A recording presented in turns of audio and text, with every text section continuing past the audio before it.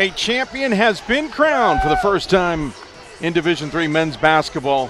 The Oshkosh Titans are going home, national champions, and for the first time since 1977, somebody who finished runner-up is going home, a national championship in Division III men's basketball. You see the remnants of the celebration. The confetti has been thrown and exploded and everywhere else. And we're even wearing it. Pat Coleman, Bob Quillman, Dave McHugh. The Titans are the champs.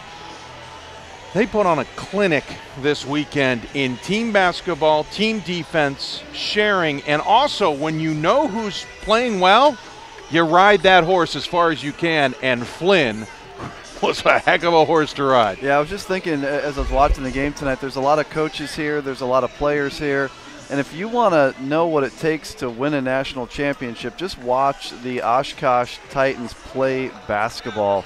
I mean, I don't even know where to start. They just play the game the right way. First of all, they have great players. They play smart. They play fearless. They share the ball. Just a complete team. And like you said, you know, they have such good players and depth and balance. And boy, was big old Jack Flynn, to me, the story tonight. He was unstoppable on either end of the floor. To be honest, both teams actually played pretty decently. It's not that Swarthmore didn't play well. Oshkosh has played better. 5 players for Oshkosh finished in double figures, led by Flynn's 33 points. 4 players for Swarthmore finished in double figures, led by Zach Hotel's 22. It was actually, despite the final score of 14, it was a pretty good game, kind of like last night's semifinal as well. That wasn't a bad game. Swarthmore kept making runs. Oshkosh had to absorb them and just kind of hold them off. They didn't break, and that was the key. Yeah, it took a little longer tonight, obviously. We talked about in the pregame show for this that Oshkosh jumped out to that 8-0 lead last night. They did again here this evening, and then it became 11, and it became 13, and it was, you know, arm's length or maybe whatever's next beyond arm's length. There's about 3 or 4 possessions for quite a while until fairly late in the first half when Swarthmore began to work its way back into it. Cut it to within 3. Yeah, I would say it wasn't. This was not a blowout, certainly, but it also wasn't a very close game. You know, like it was a comfortable lead for Oshkosh most of the way, and I think that's a credit to how well they played, because Swarthmore is an outstanding team. Anyone that saw them play last night left thinking, wow, are they good? And they're talented and versatile. Oshkosh just the better team, the bigger team, and what they were able to do to bottle up Swarthmore's potent offense, I was just so impressed. Yeah, it was. Listen, Swarthmore maybe not the best game they could have played. They finished the night 44%. That's just a hair under their best shooting percentage. They turned the ball over just 9 times. They shot from the outside for the game 42%. It wasn't a bad game. They just ran into a buzzsaw that was clicking on all cylinders in Oshkosh, and this is an Oshkosh team that is the only team that won at home last weekend. They're the only team that, I don't want to say flew under the radar, but only had one challenging game. That was Guilford, who came running back at them in the round of 8.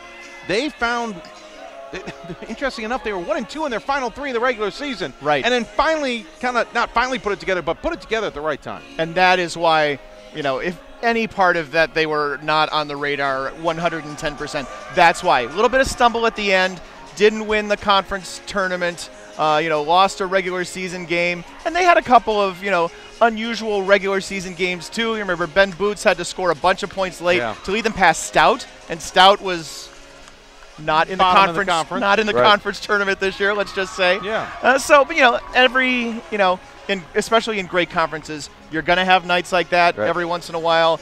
As Bob well knows well, it's really difficult to run the table in a conference, in a really good conference. And so, sometimes those bumps happen. But when they come at the end of the season like that, that's when, you begin to think, okay, so maybe we'll think more about Augustana, maybe we'll think more about Whitman, maybe we'll think more about Amherst, which came on late. Yeah. And we don't think as much about UW Oshkosh, but they were, they came in 23 and 3 into the NCAA tournament.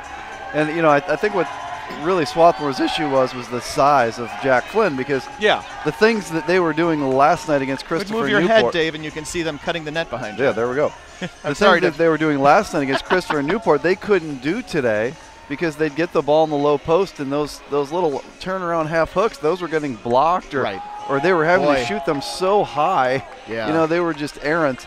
Yeah, and they kept going back at it and going back at it, and it just didn't work, and they couldn't find a way to adjust and make it, do something that was more functional. And then on the other end, Jack Flynn would get the ball no problem down in the low post, and for a guy as big as he has phenomenal touch, such soft touch. He can go with that little right hand, which is what he shoots most of the time. Right. But he can also go the other direction with his left hand.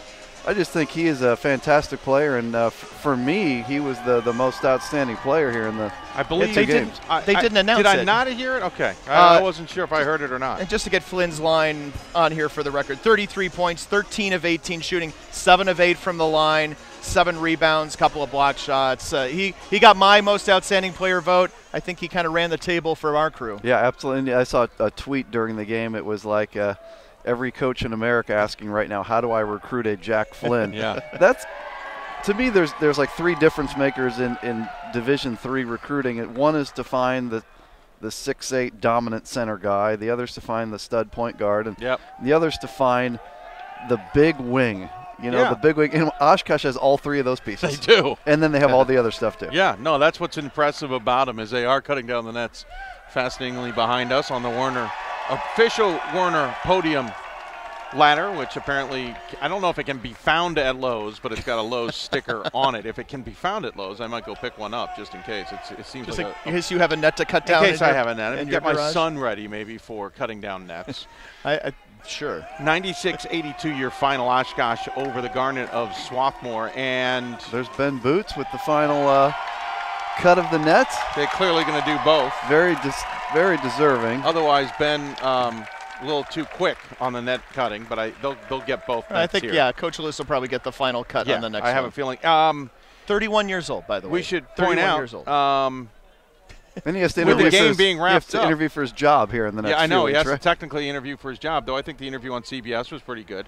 I think he could just submit the tape. For those of you that don't know, he's an interim head coach. Well, I was going to say, we have a final honor to give, but I guess we have 2, because don't we have interim coach of the year and coach of the year to give out? He is clearly the interim coach of the year. Right, exactly. He's been the interim coach of the year since we named him that during the game. Right, exactly. And now that the game is over, I think we named him the D3Hoops.com 2019 Men's Basketball Coach of the Year. Yeah. You talk while I tweet that. Yeah, but no surprise at all. The way the university system works, I guess, in Wisconsin, they're required to interview some candidates. Yeah, basically they got 2 choices. Naming them interim allows them to at least forego the effort for a while, but they still have to at some point go through a formal process of opening the job, taking applications, seeing people, and making a decision. It's just the way they do stuff in a lot of states, but especially in Wisconsin. The ultimate great interview situation, right? As you go in and they start asking you questions, and you just pull out the walnut and bronze trophies, and you just say, what other questions do you have? Yeah.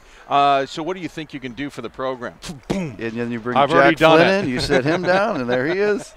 Pat Yuckham, by the way, gets the assistant coach of the year. I would bring in a PowerPoint presentation with just like 12 slides, all walnut and bronze. Yeah, right. I'd wear the confetti around myself too. What defense do you plan on using? Just putting the walnut and bronze on the floor and telling them to not trip over it. By the way, a shout out to Pat Yuckham, who coached this team last year. He recruited these guys. Well, and as did Matt.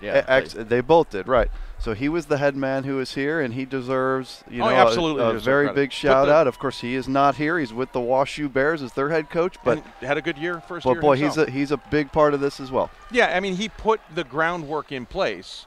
Lewis will tell you that he will not shy away from that fact, obviously. But I got Brendan Gulick had the great story about how Lewis found out he had the job. He was riding an elevator up the Eiffel Tower when he happened to look down at his email to check some emails, and there it was, hey, would you like to be the interim head coach of Oshkosh next year? And as his fiancée said, you'll never forget when you got offered the job.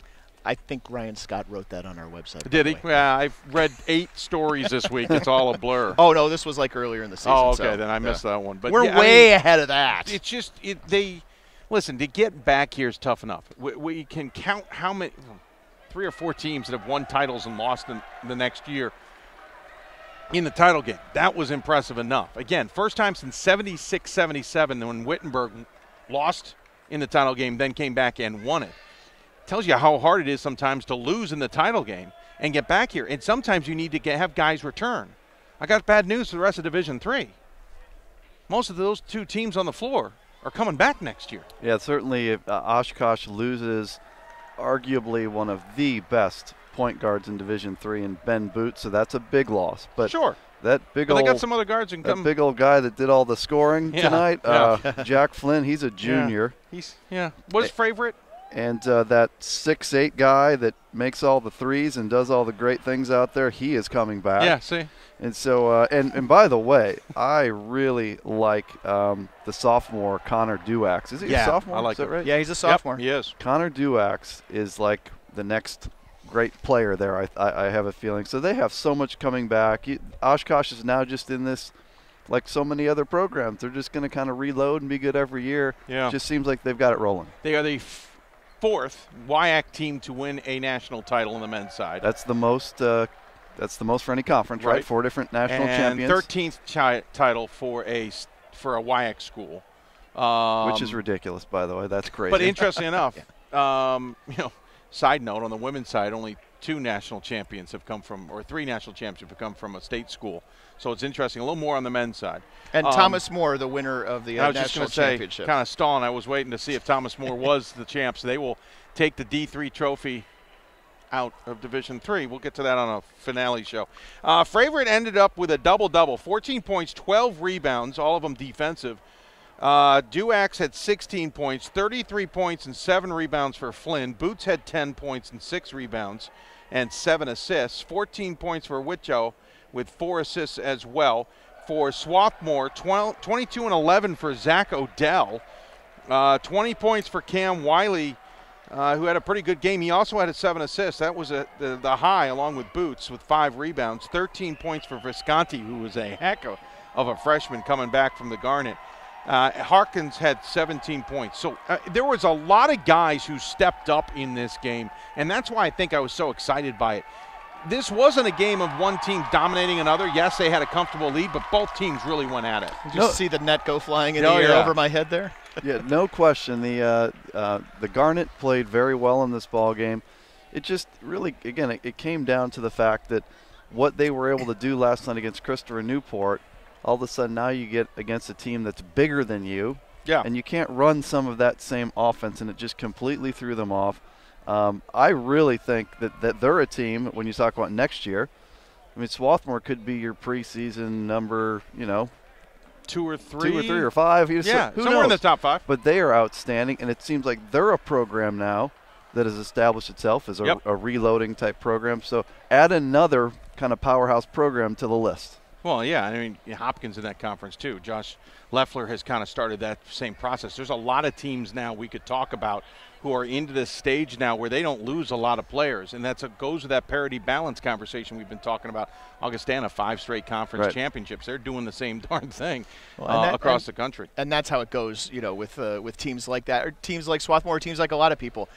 You are known best by the opponents in your own conference. And someone who's going to pick you off on a random night, and make you look human is going to be someone who has seen you live twice and has seen you on tape, 10 to 15 times, has broken you down, knows you really well, knows how to play in your gymnasium perhaps. And that's why, sometimes someone could come in as a preseason number 5 or a number 3 off a year like this and lose a couple games, but still be this good. Well, and it's an example of like the round of 16, Augustana playing Wheaton. That was a tough matchup for Augustana because Wheaton knows them so well, right? And that's the conference thing. Usually when you get away from your conference in the tournament, it's hard on film to prepare for teams. And so when you're not comfortable with the team or familiar, Oshkosh here obviously got away from their conference, and look at how well they played. Just stunning basketball.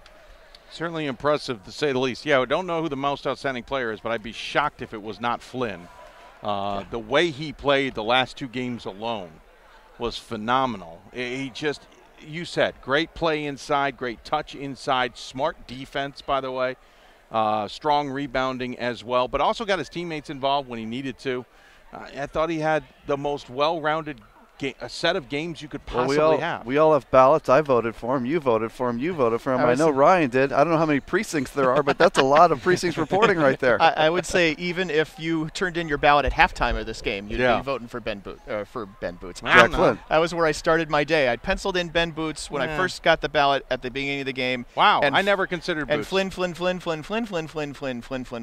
was in. Boots, yeah, he had a good game yesterday, but I didn't. Once Flynn got his first couple of looks, I went, no, this is Flynn all the way. Yeah, that's just where you start the day, right? Yeah. Before the game happens. Yeah, it was an interesting weekend of basketball. Good games, great X's and O's.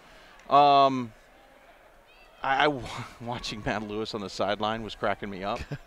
He was there's a reason he wears sneakers. Good, effective cheerleader, getting the fans in the game. And then the bench got the whole, extracurricular activities award. I do want to get an analysis of those shoes he wears. I don't know that they're sneakers. You don't think they're sneakers? I believe. Maybe fancy. I believe they are a Cole Haan shoe. Dave. Oh, okay. And we're going to find this out and report back. But I believe it's a Cole Haan shoe that's not a sneaker. Just work with me on this. Okay, well, I'm open to interpretation. Thank you. I'd love to know what he's got. No, really impressive. By the way, quick shout out to Thomas More women on going undefeated this season and winning. They put together one of the more phenomenal schedules you can in Division III, much in part because they had to, but also in part because they wanted to. And as Gordon Mann said, I think it's safe to share this. He said, you know what? They removed all the yeah buts. They're undefeated. Yeah, but they play in the PAC. They're undefeated. Yeah, but they have Sidney Moss. Right. They went out there and challenged some of the best teams in the country and beat them all. They went undefeated, yeah, but they had no home games. They went undefeated, yeah, but they had like 2 games in February or 3 games after January 24th. And today, 81-67 over Bowdoin to win a national championship. By the way, on a day in which Temple was not the greatest player and didn't have to be, right? No. Yep. Usually she put the team on her back when she finally had enough, and this game she did not need to. Indeed, I don't have a box score, of course, from that game, but we'll find out what we can. But hats off to them. Unfortunately, leaving Division III, that's a topic for another day. But hats off to them going undefeated and being a non-NESCAC school to do it. Of course, Amherst, geez, this makes what, 4 straight years we've had a – no, 5 straight years I think we've had an undefeated season. Going back, I think, to the vacated season by Thomas More, unfortunately. I think we've had a run of the table. The year of the non-champion? Yeah. That would have been 2013. No, not 2013. What am I talking about? 2013 was Atlanta. The men's side of Division III and the women's side are in such a different place. We talk about that when we look at the poll and all the parity in men's basketball, how hard it is to make our ballots every week to come up with a top 25, a top 5, a top 10. The women's side is just so much different, the landscape right now. I don't know what's good or bad, or if there's a good or bad or right or wrong, but it's just so different. I think, interestingly enough, on the women's side, they're starting to see a little bit of parity and they're starting to see a little more balance. But the top is so strong and so on another level that parity and balance is harder to see. That said, we have talked about parity and balance on the men's side now for a couple of years. And we always get another sign of showing that. And another sign. This year, this tournament and this season was the deepest, most wide-open season that I can ever remember. And the fact that Oshkosh came out with only a handful of losses, the fact that Swarthmore got here with only a couple of losses, I think is a testament to them. But what a season. I agree. We talked about it almost from day one. I think that as soon as Loras beat Augustana in that game early, before Thanksgiving, and as soon as Wheaton beat Oshkosh, we started talking about, well, look, those are 2 powerhouses, and they just lost. You start looking at the landscape. Nebraska Wesleyan was sensational. Obviously, Oshkosh was. Augustana.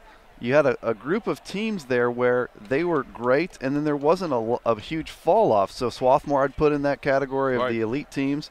Randolph-Macon. But I don't think with the next tier, like the tier that Loras is in and North Central and Wheaton, that tier's pretty darn close. Yeah, whoever those to Randolph-Macon, not a huge drop-off there. Well, Pomona-Pitzer beat Whitman in those opening weeks, too. I mean, it immediately told all of us we can't just kind of sleepwalk through November and enjoy the season starting. It has started. It's gotten real. Buckle up. And I think we're only going to see more and more of that. Yeah, that's absolutely. Where, right now, in the men's side of Division III basketball, you have so many great coaches taking over programs and turning them around, like Swarthmore, right? So Swarthmore now is a national powerhouse.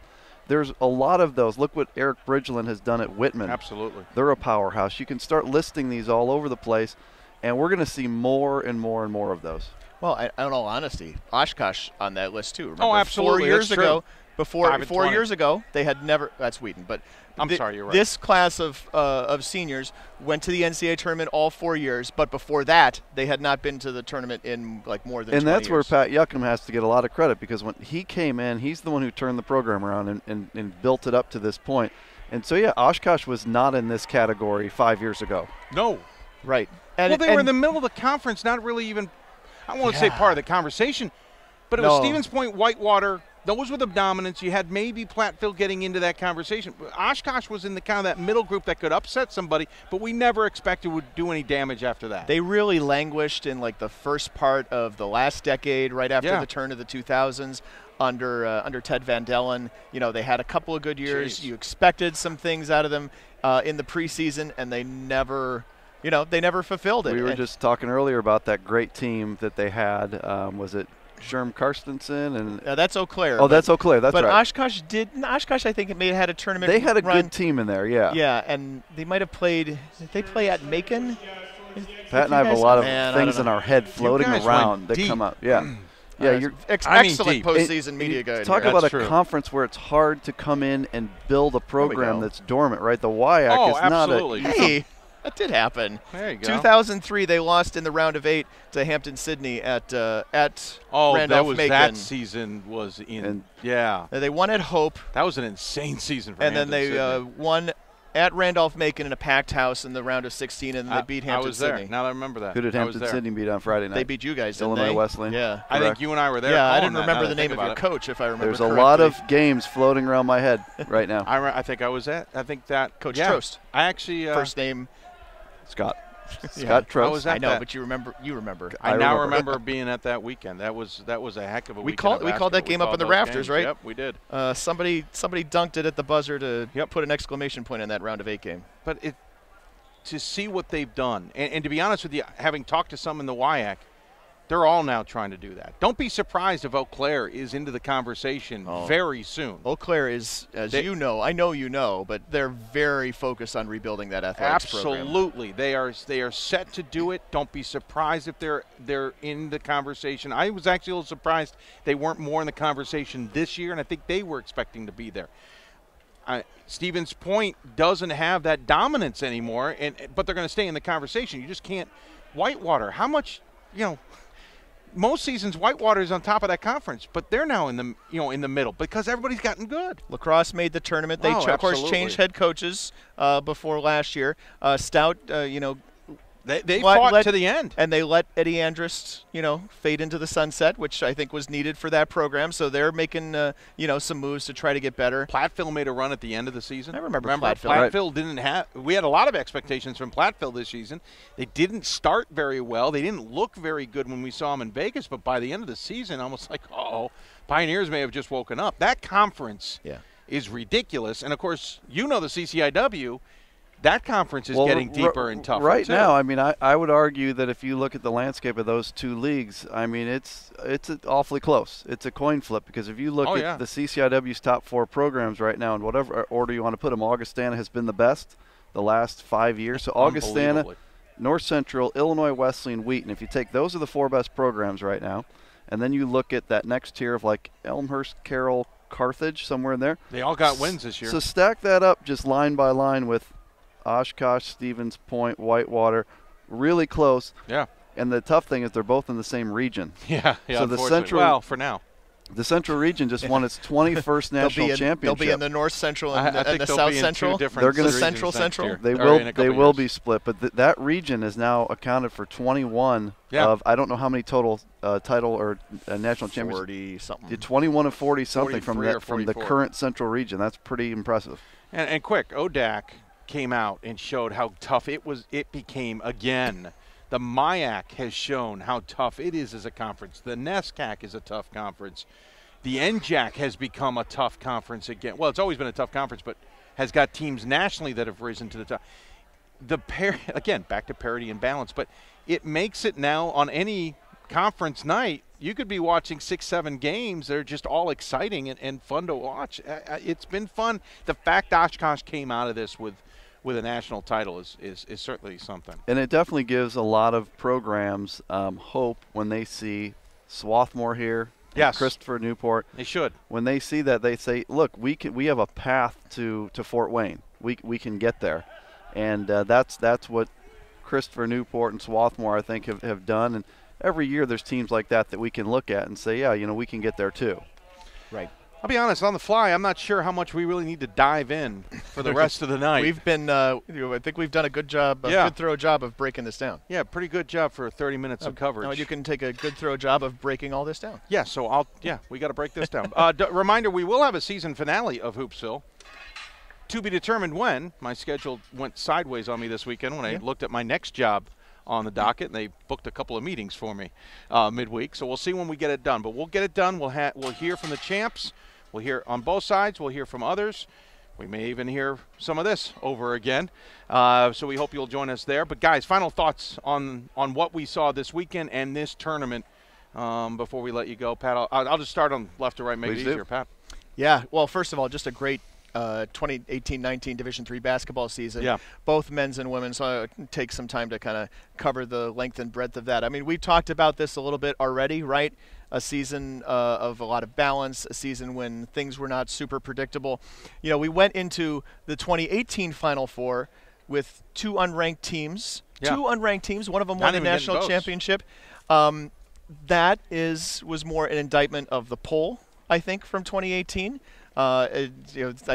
Nebraska Wesleyan deserved some things going into that tournament that they did not get. Weren't they getting votes? I know I voted. I was voting for them. Yeah, but they needed to be in the top 25 based on what they had done. This year, we talk about balance, and what happened was, we talked about we lopped some of those teams off the top, right? Number 1 wasn't here. Number 2. Number 2 wasn't here. Number 3, number 5. St. Thomas wasn't here. Wherever they were right. Yep. Yeah, exactly. We lost a bunch of those teams, but because since that tier is so big, like we said, that's what made this so interesting. And here's the thing, we knew it last year, right? We read down first off that list of All-Americans, and there were a lot of underclassmen on that list of 25 guys. And we looked at the big teams in Division III, the teams that have been successful in 2018, and almost to a man, they all had significant pieces coming back, and that's what made this such a great year. And it was a good year to get dragged back in. Let's put it that way. I would just say, first of all, Fort Wayne, this has been a real big success. So they've done a great job here. I love the venue. The staff has done a wonderful job with this. Geographically, I like where it is. This is a good start and something to build on here in Fort Wayne. I'd say it's been a great season. It's a long season. I remember voting in the preseason poll, and I know where I was. I was in Maui. Oh, okay. So that was October 10th-ish, and I was voting in the poll, and that was like ages ago, and here we are in March. And you think through all the ups and downs of the season, all the great games, all the Hoopsville shows we've done where we've been talking about these things, all the ballots we've put together. And at the end of the day, one of the teams that we've talked about all along the way, the Oshkosh Titans, we knew they'd be great. We've had them up in the top 5 most of the season, and they get it done and emerge. So it's just been a wonderful year. Yeah, it certainly has been a fun year. We start going through these teams and looking at how many guys come back from these teams. Yeah, we could say the same thing again. Square one. I might do my preseason ballot tomorrow. No, not tomorrow. I'm driving. Early next week, just because it may be easier than to do it come November or October. Season started on November 8th. It started earlier this year. It will start earlier from now on. There's rule changes possibly to come in the off season, but this year was so much fun, and it was funny because I try to take a little bit of a step back. I try to say, okay, listen, I'm not going to try and watch as many games as I normally do. I want to spend a little more time with the family. Don't want to be stuck in the office, studio, at home as much. Don't want to travel out to see as many games. And then there were times I'd be sitting there and, we have this Slack channel that we're chatting with, and I'll be like, oh, let's see what the guy, and they're blowing up about 6 games, and I'm sitting there and, what's wrong? Should have been watching games tonight. Can't take that. Just can't win. It was fun to watch games on the West Coast. It's fun to see more and more schools broadcasting games of pretty good quality so we can enjoy it, so we can enjoy Division III and celebrate these student athletes. It was a fun season, and there's nothing improbable about the champs no matter who won, because they all had great runs and great stories to the end. We will have a season finale, so we'll do our proper thank yous then, but thank you here to Pat Coleman, Bob Quillman, Ryan Scott, who's doing a bunch of writing as we speak, and all the guests we had on the show here at Courtside. Also, thanks to those here at Fort Wayne with a wonderful setup for us. This was terrific. Want to thank also our partners at the NABC for their support. Of course, the WBCA for theirs, and we know they had a very successful event in Salem at Roanoke College. And so for the boys and for everybody else, thanks for tuning in, everybody. We're going to sign off. We'll be on the air with Hoopsville finale coming up later next week. Stick with us on Hoopsville at D3 Hoopsville and hashtag Hoopsville to find out what our final schedule is. As we wrap it up from Fort Wayne, the confetti has fallen.